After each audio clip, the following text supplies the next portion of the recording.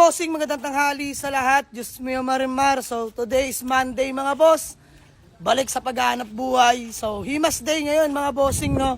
So, yung mga tropa natin naghihimas. Napakainit mga boss, pero tingnan nyo naman. Pulang-pula yung garahe. Diyos mo yung marimar. So, ayan yung adventure natin. Nakatoka na lahat yung mga yan, mga tropa natin kung saan sila maghihimas. Ayan si parin Jepoy, mga bossing, dyan sa loob. Ayan, versa ba natin na bagong dating diesel yan mga bossing. Available na yan. Himasin lang natin konti. Ito, available jelly. So, ito yung adventure natin kagabi, mga boss. Ayan. Actually, nakilusan ko na ng bagya, mga boss. Tanggalin ko itong mga set cover.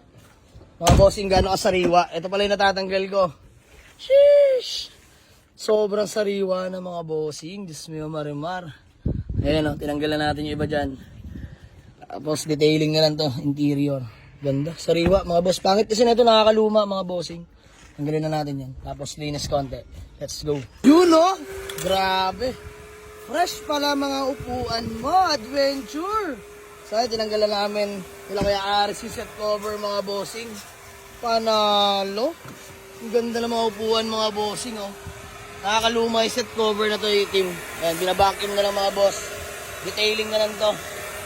Pogi na ito. Napakasarap gamitin mga boss. Kaya nakakatuwa himasin. Sobrang smooth gamitin, pati clutch.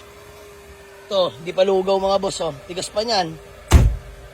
Ganda na ito mga bossing, adventure na. Budget meal, 2003 model, gas engine. Ayan, so, dyan pa yung mga ibang tropa natin, mga naghihimas din, mga bossing. Kulay pula, sumasabay sa init ng panahon. So, ayan mga boss, adventure 2003, 195 lang, negotiable. Nakarehistro, ice cold dual aircon, kompleto lahat ng papeles. Toyota Revo natin mga boss, na gas engine din. EFI 195, isa pang Toyota Revo, manual din, gas 195 din yan mga bossing. So yan, sa mga naghanap ng automatic na budget meal, Honda City 175 lang, negotiable pa to mga bossing. Automatic yan mga bossing.